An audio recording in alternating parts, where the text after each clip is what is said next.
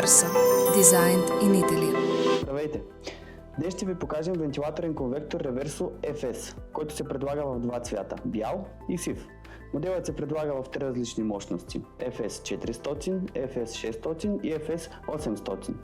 Ще ви покажем и какво включва комплекта при закупуването му. Комплекта на конвектора включва самия конвектор с монтажна схема за стената, как да се монтира.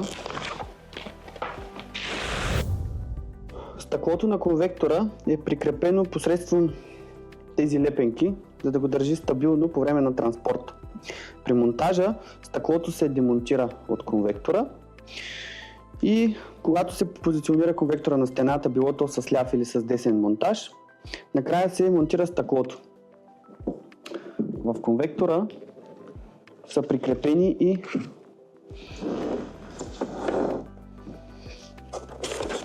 монтажния комплект, където включва ръководство, тръба, гъвкава връзка за конденза, както и винтове с капачки, които служат за закрепването на стъклото към конвектора. Монтажа на конвектора се извършва посредством тези отвори за стената, а водните връзки са монтирани тук.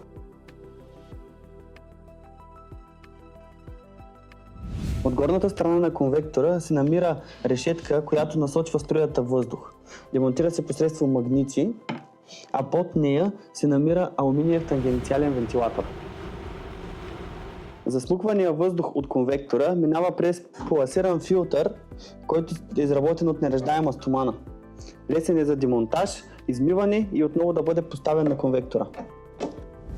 В зависимост дали ще е с ляво или дясно захранване на водните връзки, трябва да се демонтира и управлението, което се намира от горната страна, за да се монтира на подходящата посока, за да е с лице към вас. Може да откриеш всички конвектори на онлайн магазина ни DixiShop.bg.